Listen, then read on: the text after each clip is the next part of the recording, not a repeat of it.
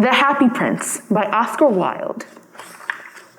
High above the city on a tall column stood the statue of the Happy Prince. He was gilded all over with thin leaves of fine gold. For eyes he had 2 bright sapphires, and a large red ruby glowed on his sword hilt. He was very much admired indeed. "He is as beautiful as a weathercock," remarked one of the town councillors, who wished to gain a reputation for having artistic taste. "Only not quite so useful," he added, fearing lest people should think him unpractical, which he really was not. "Why can't you be like the Happy Prince?" asked the sensible mother of her little boy who was crying for the moon. "The Happy Prince never dreams of crying for anything." "I am glad there is someone in the world who is quite happy," muttered a disappointed man as he gazed at the wonderful statue. "He looks just like an angel," said the charity children as they came out of the cathedral in their bright scarlet cloaks and their clean white pinafores. "How do you know?" said the mathematical master. "Have you ever seen one?" "Ah, but we have, in our dreams," answered the children, and the mathematical master frowned and looked very severe, for he did not approve of children dreaming. One night there flew over the city a little swallow. His friends had gone away to Egypt 6 weeks before, but he had stayed behind, for he was in love with the most beautiful reed. He had met her early in the spring as he was flying down the river after a big yellow moth, and had been so attracted to her slender waist that he had stopped to talk to her.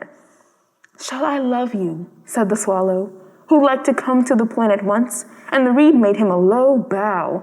So he flew round and round her, touching the water with his wings and making silver ripples.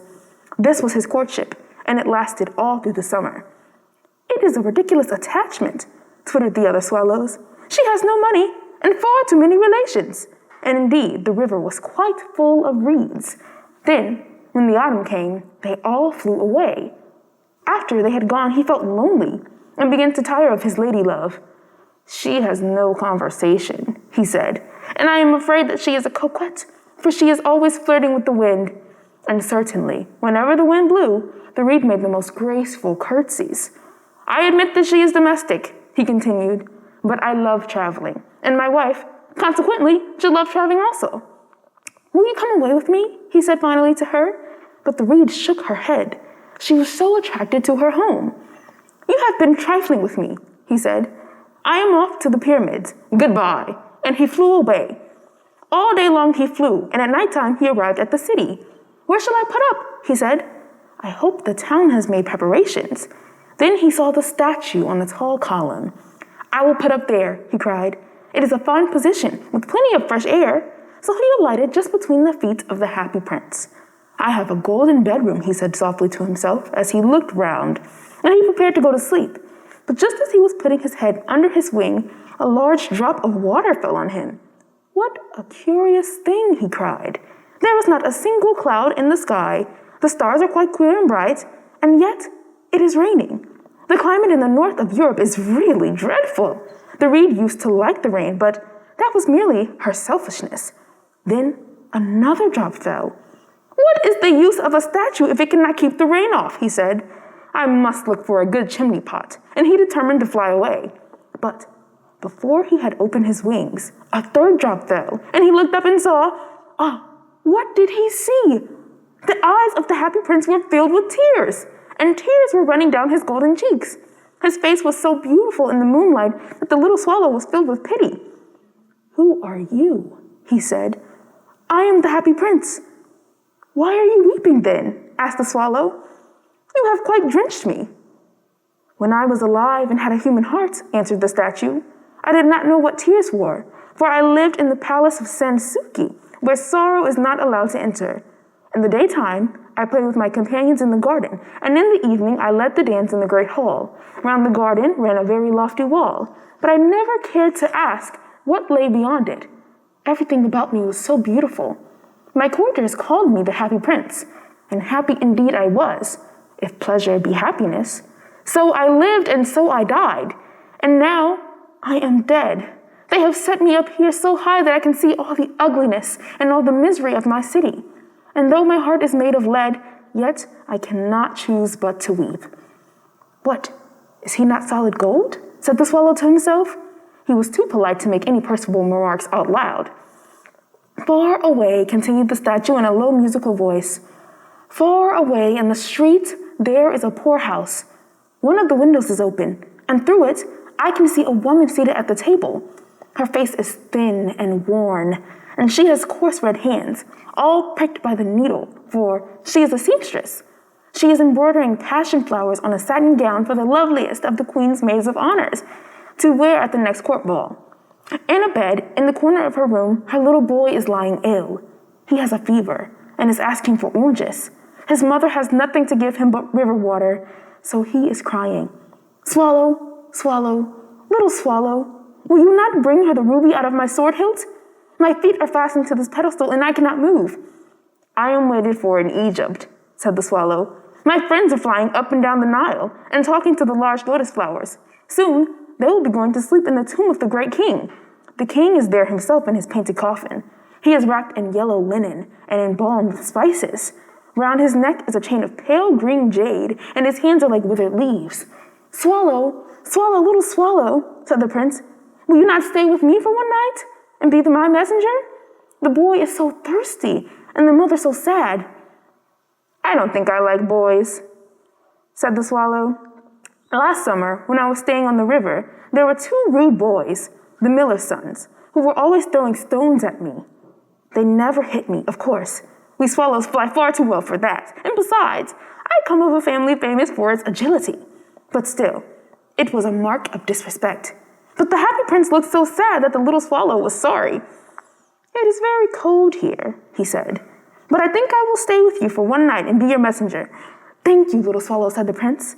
So, the swallow picked out the great ruby from the prince's sword and flew away with it in his beak over the roofs of the town. He passed by the cathedral tower where the white marble angels were sculptured. He passed by the palace and heard the sound of dancing. A beautiful girl came out on the balcony with her lover. How wonderful the stars are, he said to her, and how wonderful is the power of love. I hope my dress will be ready in time for the state ball, she answered. I have ordered passion flowers to be embroidered on it, but the seamstresses are so lazy. He passed over the river and saw the lanterns hanging to the mast of the ships. He passed over the ghetto and saw the old Jews bargaining with each other and weighing out money in copper scales. At last, he came to the poorhouse and looked in. The boy was tossing feverishly on his bed, and the mother had fallen asleep. She was so tired. In he hopped and laid the great ruby on the table beside the woman's thimble. Then he flew gently round the bed, fanning the boy's forehead with his wings. How cool I feel, said the boy. I must be getting better. And then he sank into a delicious slumber. Then the swallow flew back to the happy prince and told him what he had done. It is curious, he remarked, but I feel quite warm now, although it is so cold. That is because you have done a good action, said the prince, and the little swallow began to think, and then he fell asleep. Thinking always made him sleepy. When day broke, he flew down to the river and had a bath. What a remarkable phenomenon, said the professor of ornithology as he was passing over the bridge. A swallow in winter. And he wrote a long letter about it on the local newspaper. Everyone quoted it. It was full of so many words that they could not understand. Tonight, I go to Egypt, said the swallow, and he was in high spirits as the prospect. He visited all the public monuments and sat a long time on top of the church steeple. Wherever he went, the sparrows chirped and said to each other, "What a distinguished stranger." So he enjoyed himself very much. When the moon rose, he flew back to the happy prince. "Have you any commissions for Egypt?" he cried. "I am just starting." "Swallow, swallow, little swallow," said the prince. "Will you not stay with me one night longer?" "I am waited for in Egypt," answered the swallow. "Tomorrow my friends will fly up to the second cataract. The river horse couches there among the bulrushes, and on a great granite throne sits the god Menon. All night long he watches the stars, and when the morning star shines, he utters one cry of joy, and then he is silent. At noon, the yellow lions come down to the water's edge to drink. They have eyes like green barrels, and their roar is louder than the roar of the cataract. "Swallow, swallow, little swallow," said the prince. "Far away across the city, I see a young man in the garret. He is leaning over a desk covered with papers, and in a tumbler by his side there is a bunch of withered violets. His hair is brown and crisp, and his lips are as red as pomegranate, and he has large and dreamy eyes. He is trying to finish a play for the director of theater, but he is too cold to write anymore. There is no fire in the grate, and hunger has made him faint. I will wait with you one night longer, said the swallow, who really has a good heart. Shall I take him another ruby? Alas, I have no ruby now, said the prince. My eyes are all that I have left. They are made of rare sapphires, which were brought out of India 1,000 years ago. Pluck out one of them and take it to him. He will sell it to the jeweler and buy food and firewood and finish his play. Dear prince, said the swallow, I cannot do that. And he began to weep. Swallow, swallow, little swallow, said the prince. Do as I command you. So the swallow plucked out the prince's eye and flew away to the student's garret. It was easy enough to get in, as there was a hole in the roof. Through this he darted and came into the room. The young man had his head buried in his hands, so he did not hear the flutter of the bird's wings, and when he looked up, he found the beautiful sapphire lying on the withered violets. I am beginning to be appreciated, he cried. This is from some great admirer. Now I can finish my play. And he looked quite happy. The next day, the swallow flew down to the harbor. He sat on the mast of a large vessel and watched the sailors hauling big chests out of the hold with ropes. Heave ahoy! They shouted as each chest came in. I am going to Egypt, cried the swallow. But nobody minded. And when the moon rose, he flew back to the happy prince. I am come to bid you goodbye, he cried. Swallow, swallow, little swallow, said the prince. Will you not stay with me one night longer? It is winter, answered the swallow, and the chill snow will be here soon. In Egypt, the sun is warm on the green palm trees, and the crocodiles lie in the mud and look lazily about them. My companions are building a nest in the temple of Baalbec, and the pink and white doves are watching them and cooing to each other. Dear prince, I must leave you, but I will never forget you.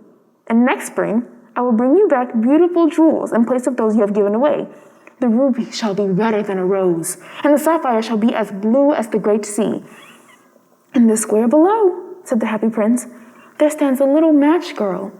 She has let her matches fall in the gutter, and they are all spoiled. Her father will beat her if she does not bring home some money, and she is crying. She has no shoes or stockings, and her little head is bare. Pluck out my other eye and give it to her, and her father will not beat her. I will stay with you one night longer, said the swallow, but I cannot pluck out your eye. You will be quite blind then. Swallow, swallow, little swallow, said the prince, do as I command you. So he plucked out the prince's other eye and darted down with it. He swooped past the match girl and slipped the jewel into the palm of her hand. What a lovely bit of glass, cried the little girl, and she ran home laughing. Then the swallow came back to the prince. You are blind now, he said, so I will stay with you always. No, little swallow, said the poor prince, you must go away to Egypt. I will stay with you always, said the swallow, and he slept at the prince's feet. All the next day he sat on the prince's shoulder and told him stories of what he had seen in strange lands.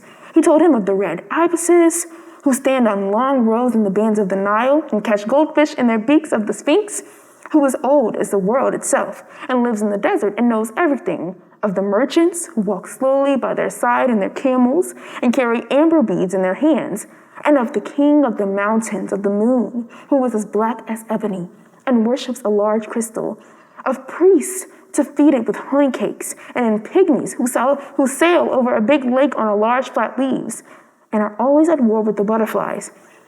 Dear little swallow, said the prince, you tell me of marvelous things, but more marvelous than anything is the suffering of men and of women. There is no mystery so great as misery. Fly over my city, little swallow, and tell me what you see there. So the swallow flew over the great city and saw the rich making merry in their beautiful houses, while the beggars were sitting at the gates. He flew into dark lanes and saw the white faces of starving children looking out listlessly at the black treats. Under the archway of a bridge, 2 little boys were lying in one another's arms to try and keep themselves warm. How hungry we are, they said. You must not lie here, shouted the watchman, and they wandered out into the rain. Then he flew back and told the prince what he had seen. I am covered with fine gold, said the prince. You must take it off, leaf by leaf, and give it to the poor. The living always think that gold can make them happy. Leaf after leaf of the fine gold that the swallow picked off, till the happy prince looked quite dull and gray. Leaf after leaf of the fine gold he brought to the poor, and the children's faces grew rosier, and they laughed and played games in the streets. "We have bread now!" they cried. Then the snow came, and after the snow came the frost. The streets looked as if they were made of silver. They were so bright and glistening. Long icicles like crystal daggers hung down from the eaves of the houses. Everybody went about in furs, and the little boys wore scarlet caps and skated on the ice. The poor little swallow grew colder and colder, but he would not leave the prince. He loved him too well. He picked up crumbs outside the baker's door when the baker was not looking and tried to keep himself warm by flapping his wings. But at last, he knew that he was going to die. He had just strength to fly up to the prince's shoulder once more. "Goodbye, dear prince," he murmured. "Will you let me kiss your hand?" "I am glad that you are going to Egypt at last, little swallow," said the prince. "You have stayed too long here, but you must kiss me on the lips, for I love you." "It is not to Egypt that I am going," said the swallow. "I am going to the house of death. Death is the brother of sleep, is he not?" And he kissed the happy prince on the lips and fell down dead at his feet. At that moment, a curious crack sounded inside the statue, as if something had broken. The fact is that the leaden heart had snapped right in two. It certainly was a dreadfully hard frost. Early the next morning, the mayor was walking in the square below in company with the town councilors. As they passed the column, he looked up at the statue. "Dear me, how shabby the happy prince looks," he said. "How shabby indeed," cried the town councilors, who always agreed with the mayor, and they went up to look at it. "The ruby has fallen out of his sword. His eyes are gone, and he is golden no longer," said the mayor. "In fact, he is little better than a beggar." "Little better than a beggar," said the town councilors. "And here is actually a dead bird at his feet," continued the mayor. "We must really issue a proclamation that birds are not to be allowed to die here." And the town clerk made a note of this suggestion. So they pulled down the statue of the happy prince. "As he is no longer beautiful, he is no longer useful," said the art professor at the university. Then they melted the statue in a furnace, and the mayor held a meeting at the corporation to decide what was to be done with the metal. "We must have another statue, of course," he said, "and it shall be a statue of myself." "Of myself," said each of the town councilors, and they quarreled. When I last heard of them, they were quarreling still. "What a strange thing," said the overseer of the workmen at the foundry. "This broken lead heart will not melt in the furnace. We must throw it away." So they threw it on a dust heap where the dead swallow was also lying. "Bring me the two most precious things in the city," said God to one of his angels. And the angel brought him the leaden heart and the dead bird. "You have rightly chosen," said God. "For in my garden of paradise, this little bird shall sing forevermore, and in my city of gold, the happy prince shall praise me." The end.